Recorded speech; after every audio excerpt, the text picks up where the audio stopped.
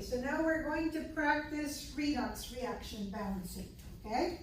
Now this first one is the same one that's here on page 35. So I just wrote out the same equation, and we're going to do that one first. And so you have a lot of the words written in there, and I'm going to walk you through it as we start the process. Again, we know it's a redox reaction because we're talking about redox reactions, or it says balance a redox reaction. If that wasn't there, we know it's a redox reaction because it looks like the species changed drastically. And in particular, if you want to totally confirm it, then realize that the chlorine is a -1 oxidation state. It went to chlorine element, which is a 0. So you have a change in oxidation number, right? And so all that tells you it's a redox reaction. Now, so let's use this color for now. All right, so the instructions at every stage, I rewrite what happened to the equation. But this can be done in just one long line. You don't have to rewrite over and over to be more efficient. So the first thing you're supposed to do is to, and I'll write it here as 1, and notice I'm summarizing, half Rxn. So half reaction. So there's 2 materials on one side, 2 materials on the other side. If you remember, one has to be a reduction, one has to be an oxidation. So as with a lot of problems in life, if you can simplify the problem and break it into parts, it gets a little easier to do, right? And so because this corresponds to two different things, we can break this into half reactions and have things be maybe a little easier. And it's very obvious who goes with what. Don't worry about the oxygens, don't worry about the hydrogens. You're just going, hey, the Cl minus has to go with the Cl2, and the MnO4 minus has to go with the Mn plus 2, right? So that is now breaking the problem into 2 smaller problems. And we call these half reactions. One of them's the oxidation, one of them's the reduction. At this point, maybe we don't clearly see which is which. We'll sort that out at the end, okay? And so that's the first step, break it into half reactions. The second step, balance all except, don't worry about hydrogen, don't worry about oxygen, don't worry about charge. And again, I'm trying to make the recipe be something really short so that if you decide this is something that you have to do a brain dump in a test, you can summarize it in quick steps, dump it in the back of the test, and then you have it there for when you're balancing or when you're doing a problem. Now, just so you're aware, this step is one a lot of students forget. They often go straight into the balancing oxygen because they're so interested in getting to that they forget that they have to balance the chlorine and the manganese, okay? So Cl and Cl2 means you need a 2 here, right? Because that then balances everything except hydrogen, oxygen, and charge. We're not worried about the charge yet. We'll take care of that in a minute. This one's good for step 2 because the manganese is 1 manganese and 1 manganese, so we're good, okay? Step 3 is to balance O by adding H2O, okay? So I look at my first half reaction here. There's no oxygen, so I don't have to do anything for step 3. I look at my second reaction, and this side has 4 oxygens and this has none. To be able to balance the oxygen, I would need 4 waters. So I'm going to write 4H2O. All right? Now the oxygen is balanced, but I agree, I've messed up now by the hydrogens, right? Okay, 4H by adding H plus. H plus is acid, right? So by making the solution acidic, I provide the necessary H's. And so many redox reactions occur in neutral environments with no acid or base, or in acidic conditions. Maybe 10% of the known redox reactions require a basic environment, okay? because 90% of them work under neutral or acidic conditions. We don't worry about teaching you how to balance it under basic conditions. However, the handout at the end tells you what to do to change things to a basic condition. And the recipe is exactly the same, but then you have one more step. So you don't need to worry about it. You know it's there. It's sort of like that exception of the peroxide and the hydride. The instructions are there, but we're not going to be worried about that in Chem 1A. And so if you go to a more advanced course, you've got the information to figure it out, okay? All right, so the top one has no H plus or H in any way, so I don't have to worry about adding H plus. The bottom has H, right? And so I have to remember to count all the H's. So 4 times 2 is 8. This side has none. So I'm going to add 8 H pluses to this side, okay? So now what this has is something called mass balance, all right? So we have completed mass balance. That just means that every element shows up in the same number of times on each side, whether it's 2 chlorines, 1 manganese, 4 oxygens, 8 hydrogens. All the elements are now totally balanced. So the one thing left to balance now is charge, and you can only do so by adding electrons, right? Because you can't add protons. The protons are in the nucleus. If you take them out, you change the identity of the element, and that just doesn't happen unless you're doing that weird branch of chemistry called nuclear chemistry, right? So I'm going to have to add charge. I'm going to take care of the top one, okay, first. I'm going to write it here.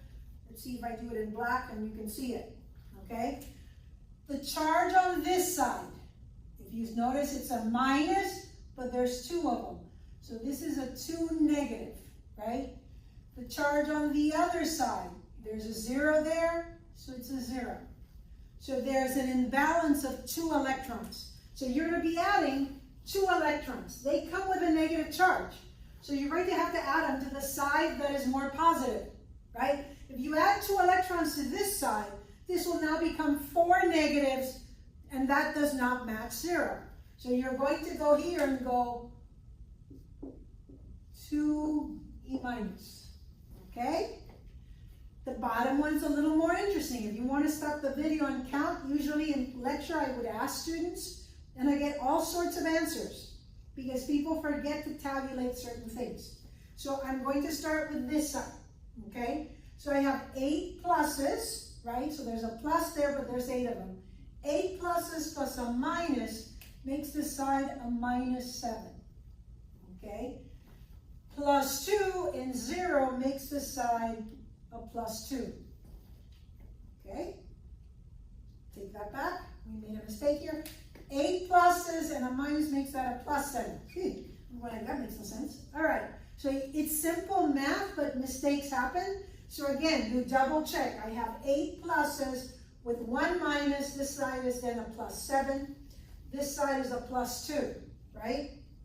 And so now I'm going to figure out the difference between 7 and 2, which is 5. And that tells me I have an imbalance of 5 electrons, and I have to add it to the more positive side because that's the only way I'm going to make these 2 numbers match. Realize I'm not trying to turn them into 0. I'm trying to just make the numbers match. So I'm going to put 5 electrons on this side. Okay? So now I have charge balance.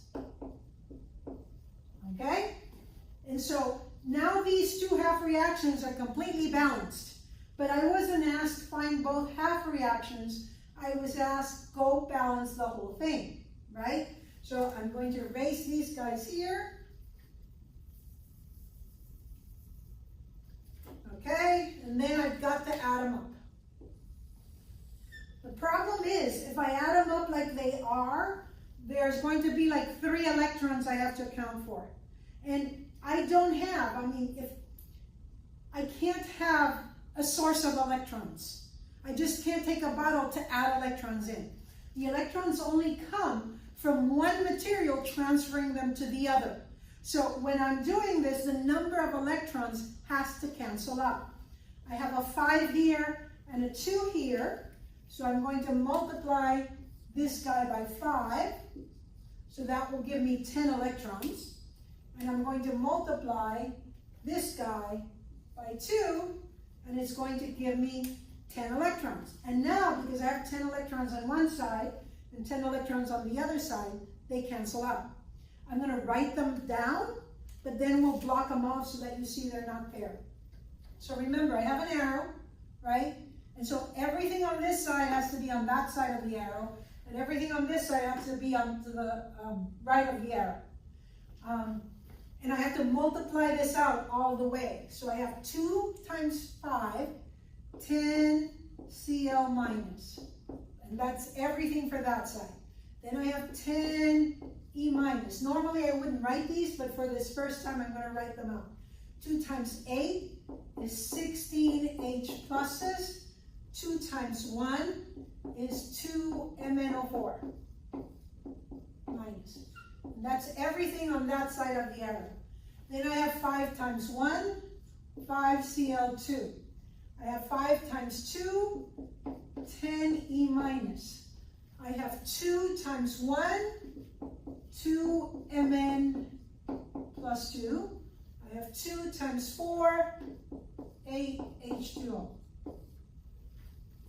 Okay? And now I'm noticing that that cancels out with that. Okay? So my final answer is 10 Cl minus. Okay?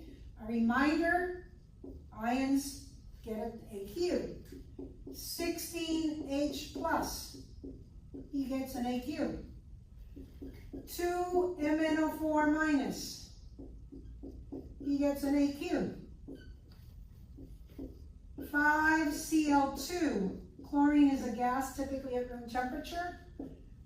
2 Mn plus 2, or 2 plus, whatever choice, AQ, 8 H2O L. And so the reaction is balanced. And if you want, we can calculate the charge on both sides, but they better be balanced. So this side has 10 negative plus 16 plus 2 plus negative 2, right? Because he's a minus 2. And so that's 10, 12 plus 16 in terms of negative 12 plus 16. This is a plus 4. And this has 0. 2 times 2 is plus 4, 0. So this side is also plus 4. It's not 0, but the net charge on one side balances out the net charge on the other side. Okay. Leo Ger, right? And this guy was the RA, and this guy was the OA. Okay? So looking at our reactions here, okay, this is the loss of electrons because Cl minus, when he turned into Cl2, lost 2 electrons. So that makes this the oxidation. So by default, that makes this the reduction, right? Okay? And so you notice that the oxidation has the electrons on the product side, the reduction has the electrons on the reactant side, okay? If you feel that you need to write that down too, you could go reduction, E minus on the reactant side, electrons on product side. Again, if you feel you need all that level of sort of memory support, then you use it, okay? That means that my OA, my oxidizing agent, right? I've got to look at the reduction. Here's the reduction, and I have to take whichever of these two is involved in the reduction. That's MnO4. Is MnO4 minus. That makes my RaCl minus. Okay? Again, permanganate was reduced. He helped chloride get oxidized. The agent helps the other guy do his thing. And so he's allowing the chloride to get oxidized, okay?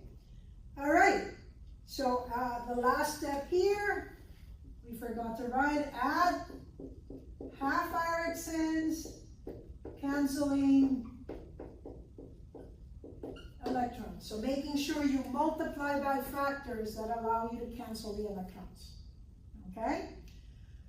Typically a redox problem, if it's in a test and we just give you the skeleton for you to do, is a 10-point problem, all right? There's a few points here and a few points here and a few points for adding and a few points for maybe identifying who is the oxidizing agent, all right? So, or the reducing agent. So again, it takes a little bit of time, but usually the problem will be at least 10 points in a test when it's covering redox. And again, you can double check if you've done it correctly. You have a recipe, you can look at to see if the charges match on both sides to make sure you did the coefficients correctly, etc. So there are checks and balances to minimize the points lost, okay? Steps where students, like I said, most often forget is they're in such a hurry to start adding water that they skip step 2. And sometimes they put electrons on the wrong side. The electrons go in the more positive side because you're adding minuses, okay? All right, let's do another one. And again, what you can do is turn off, write down the skeleton that you'll see in a minute, turn off the video, follow the recipe that's on that corner there of that screen right now, and then check if you did it right. And that way you have a way of checking at each step here whether you screwed up or not. Okay. So a couple of names of ions to review again. This guy's dichromate, okay? This guy is oxalate, chromium 3, and then this is a covalent compound called carbon dioxide, all right? So again, I don't have the recipe now, but you had it before. So the first step is to break things into half reactions. So Cr2O7, 2 minus, goes with Cr3 plus, right? Chromium and chromium, carbon and carbon. Don't worry about the oxygen. C2O4, 2 minus, goes with CO2. So that's the step number 1, break apart into half reactions. Step number 2 is balance everything except don't worry about the oxygen, don't worry about hydrogen, and don't worry about charge.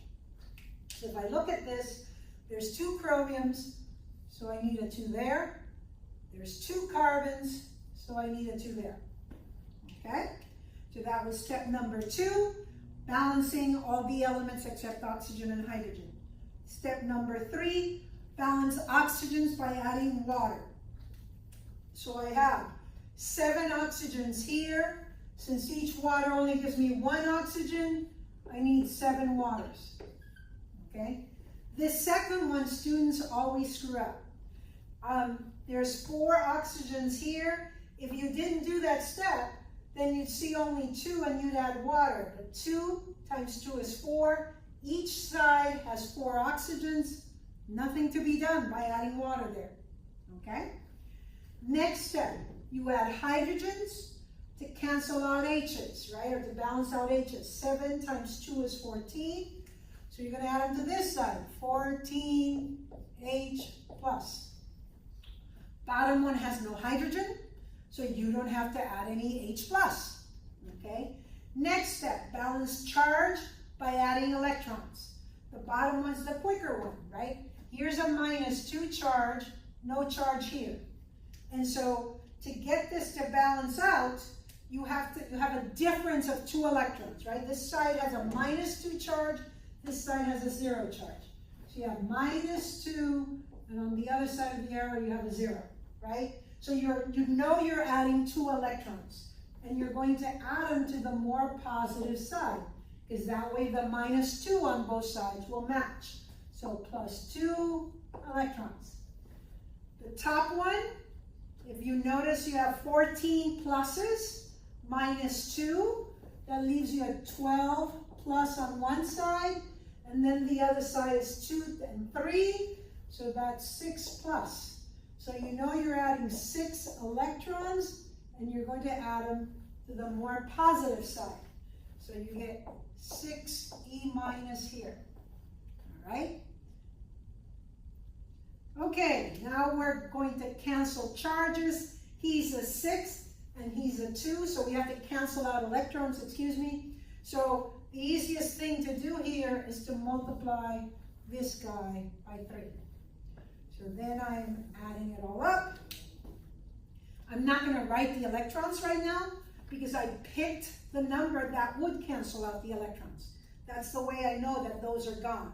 So I have 14H plus Cr2O7 2 minus dichromate plus 3 oxalate C2O4 2 minus. That's everything on the left side of the arrow. 2 Cr3 plus 7 H2O plus 3 times 2, 6 CO2. Okay? I check charges again, because that's a way of quickly seeing if I've done this right. 14 plus minus 2 is plus 12. Minus 6 is plus 6. 2 times 3 is plus 6. There's a 0 and a 0. So odds are I balanced this correctly. Okay? Loss of electrons is oxidation. And when I lose electrons, they're on the product side. Oxalate lost 2 electrons to become carbon dioxide. So this is the oxidation, which makes this the reduction, right? And then if I'm looking for the oxidizing agent, I go to the reduction because the agent helps the other guy do his thing. So this is the oxidation, so this is the system that allowed that to be oxidized. And it's got to be the compound that was here originally. So Cr2O7 2 minus is the oxidizing agent. The reducing agent is C2O4 2 minus. And as we mentioned, it's not uncommon for oxidizing agents to be oxygen rich. So if you notice, he's got 7 oxygens there. And so if I had to guess, I see that both of them are oxygen rich, but if I had to guess randomly, I'd pick the guy with the more oxygens. In that last reaction, the permanganate was the one with all the oxygen. That would have been the guy I would have picked to be the oxidizing agent. Again, that'll get you the correct answer 85–90% of the time, which is not bad odds, all right? Okay, we balanced 2 redox here. There are more in the worksheet, and so you have the ability to find more reactions to balance. Again, it's about following the recipe. And for many students, because of all the symbols in here, it's really difficult to extract from it the charge. That's why you don't see me writing the AQs and all that in there, because it'll clutter this up more. And in cluttering it up more, it'll be harder for you to see things. So remember, the 14 is 14H plus, so that's 14 pluses, 2 minuses, 3 times 2, 6 minuses, okay? So 14 minus 8 is a plus 6. And so that's often where students also make mistakes in trying to calculate the correct number of electrons to add and in placing them in the correct side of the equation, all right? Okay,